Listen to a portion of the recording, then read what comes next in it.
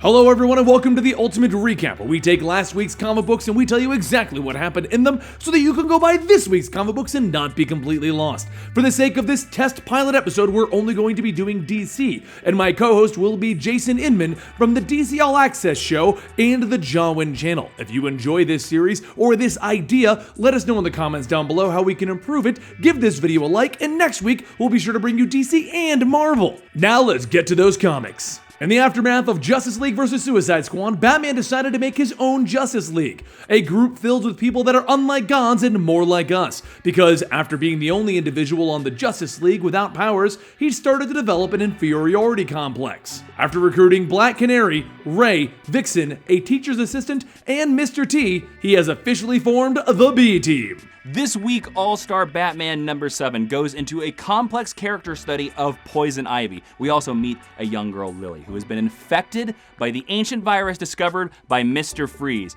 Batman and Poison Ivy tumble. We witness the unfortunate death of Lily, and Poison Ivy and Batman team up against the mysterious organization that has been hunting Batman this entire time. What did we learn in this episode? Or this issue, I should say? Well, don't go to the desert, don't get infected by ancient viruses, and sometimes Poison Ivy can be a good guy. Next, we have an amazing jumping off point for Wonder Woman in God's Watch Part 1.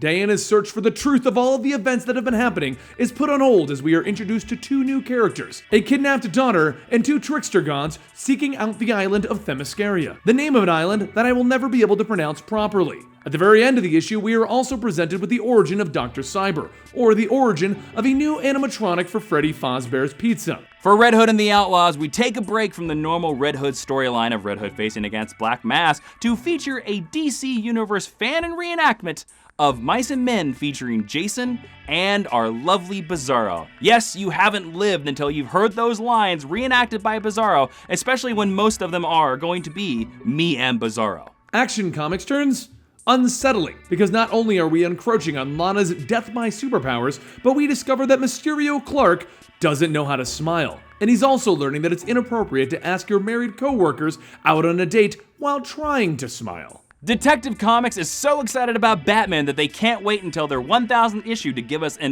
big extra size extra issue. That's right, there's a lot of extras in this because it's big.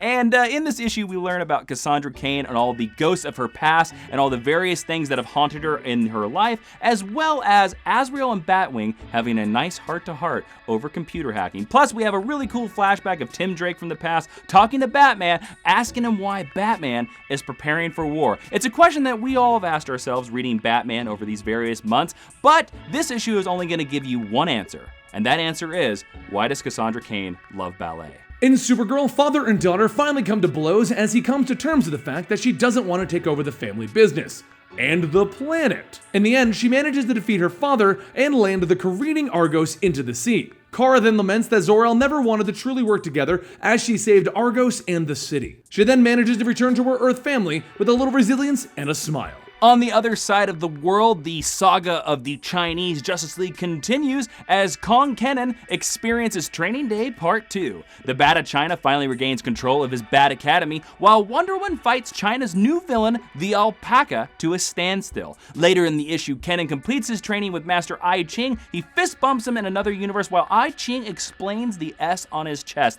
The issue also has a couple of cool familiar reveals through the last days of Superman, and the last page ties in to Detective Comics number 1. That's right, DC Comics' very first issue that they ever published has a tie into this book. I don't even want to spoil it. Go look at the book. It's awesome. Superwoman Rebirth number 7 sees the final clash between Lana Lang and Lena Luthor. With Metropolis overrun with a series of clones and Lex Luthor benched with an inactive power suit, Lana enlists the help of a few villains and misfits, while Lex enlists the help of tech support. Though Lana manages the brutal defeat of Lena Luthor, she does so at great cost to herself, as that final burst of power has her now on the ground reeling in pain, starting the degenerative effect that killed Lois Lane. And for this week's Suicide Squad, we're gonna throw to Rob from Comics Explained. Rob? Amanda Waller got drunk, tried to release General Zod on the world because she's lonely and her kids hate her. It's amazing. This week, hope calls from the darkness as Hal Jordan and the Green Lanterns enter a new arc, The Quest for Hope. Where we've seen Hal stand alone in the previous arcs, this one sees Jordan and Kyle Rayner teaming up to go on a quest. to find the Blue Lanterns. Meanwhile, John Stewart is beginning the complex work of getting the Green Lanterns and the Sinestro Corps to work together. The issue wraps up with a much anticipated return for a Blue Lantern. I wonder who that could be. I hope you guys enjoyed our first episode of the Ultimate Recap DC Edition. If you did enjoy this, let us know in the comments down below how we could improve this series. Also, give this video a like, letting us know you want to see it come back every week with various guests as we're going forward. Also, I would like to thank my co-host, Jason Inman, and he'd like to let you know where you can find him.